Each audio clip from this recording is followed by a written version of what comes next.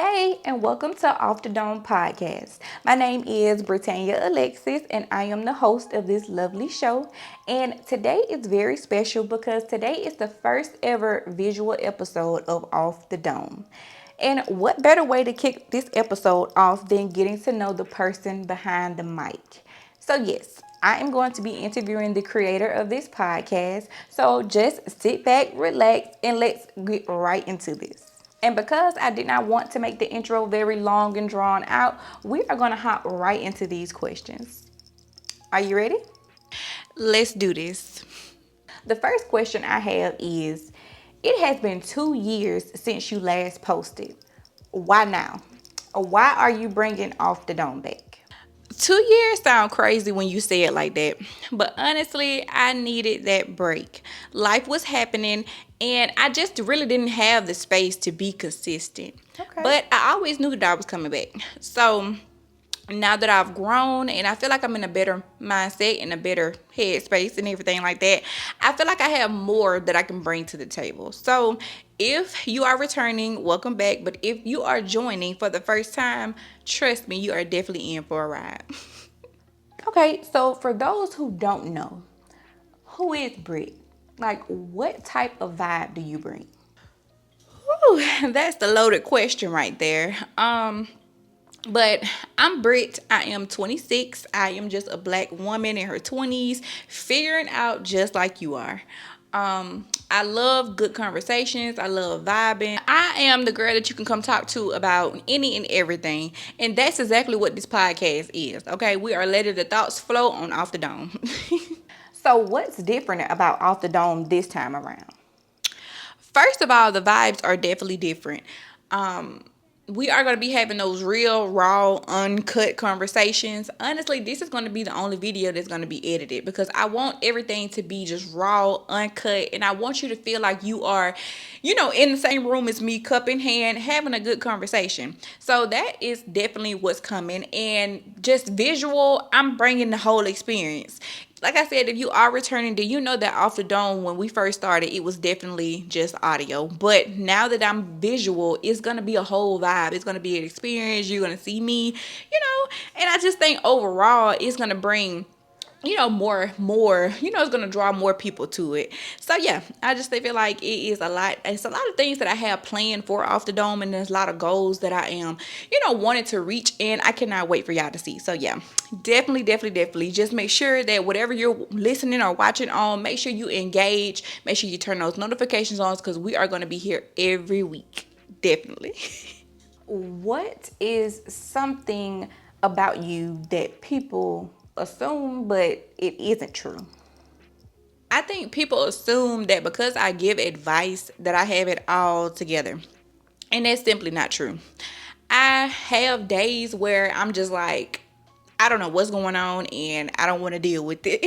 And so, when I have those days of becoming overwhelming and things like that, I don't always have the answers, and I just have to figure it out. But I know that, the next time I have a similar day like that, I'll know how to handle it. But I think that's the main thing, that a lot of people just assume that I just have it all figured out. And it's low-key a compliment, because that means that I'm wearing my weight well. That means like everything that's on me right now, I'm carrying it like it's light. So I take it as a compliment. I never get offended by it. But yeah, I just think people just thinking that I have all the answers and, I just have it all figured out. But no, I am in the same boat you are. It's just that I went through a lot of life experiences early, so that makes me a little bit more mature. And yeah, so, but yeah, no, I would never get on here and say that I have all the answers, because I don't. But we can figure it out together. We sure can.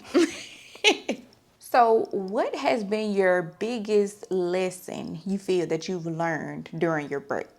I think the biggest lesson that I learned was patience. Like, you have to have patience with yourself, with your businesses, whatever you want to prosper, you have to have patience.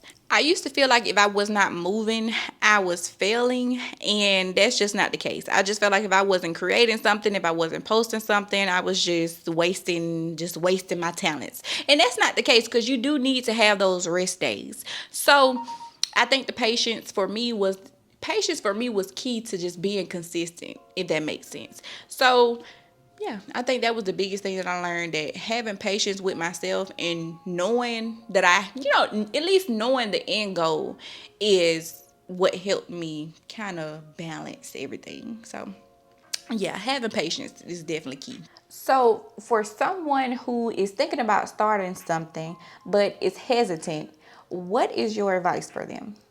Start. You just have to start.